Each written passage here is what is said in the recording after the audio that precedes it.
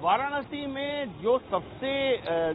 जो वेटिंग है लोगों को, सबसे ज्यादा जो इंतजार है वो है रोपवे प्रोजेक्ट का। रोपवे प्रोजेक्ट मार्च 2025 में पूरा होकर हैंडओवर होना था, लेकिन उसमें थोड़ा सा डिले हुआ है और मुख्यमंत्री योगी आदित्यनाथ ने 2 दिन पहले 8 वर्षों के कार्यकाल के जो अपनी उपलब्धियां गिना रहे थे लखनऊ में, उस समय उन्होंने ये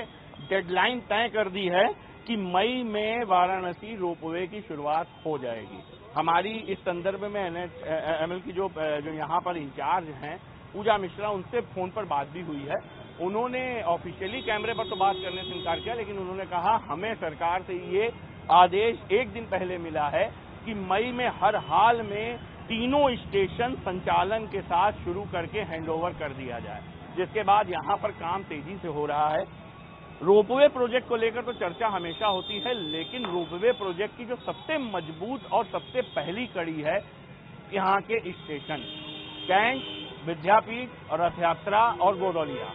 ये 4 स्टेशनों के साथ ही ये पूरा रोपवे प्रोजेक्ट एक बड़े विशाल रूप में दिखाई देगा। और रोपवे प्रोजेक्ट का जो ये स्टेशन है, हम इस वक्त विद्यापीठ पर मौजूद हैं और इस स्टेशन पर एकदम वह सुविधाएं मौजूद रहेंगी जो सुविधाएं मेट्रो स्टेशनों पर उपलब्ध होती हैं। रोपवे स्टेशनों पर नॉर्मली आप जब पहाड़ों पर जाते हैं तो बहुत सुविधाएं नहीं मिलती हैं, बस सिर्फ एंट्री, एग्जिट और अंदर कुछ जो आने जाने के दौरान जो थोड़ी बहुत खान पान की दुकानें होती हैं वो दिखाई देती हैं। लेकिन उससे इतर वाराणसी के रोपवे स्टेशन का जो संचालन होगा वो बहुत ही भव्य और एयर कंडीशनर तरीके से किया जाएगा।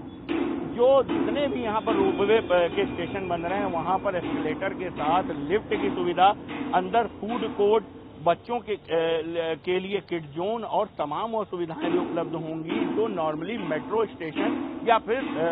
जो एयरपोर्ट्स होते हैं वहां पर होती हैं। 3 स्टेशनों को बनाकर तैयार करने का काम जोर शोर से चल रहा, माना जा रहा है कि अप्रैल तक इसे पूरी तरह से रेडी करके मई में सरकार को हैंडओवर कर दिया जाएगा ताकि प्रधानमंत्री नरेंद्र मोदी इसका उद्घाटन भी कर सकें। फिलहाल जो रोपवे के स्टेशन हैं उनके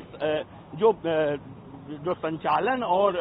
जो उसको क्रियान्वयन की जिम्मेदारी है वो प्राइवेट तौर पर भी सौंपने की तैयारी चल रही है और माना जा रहा है कि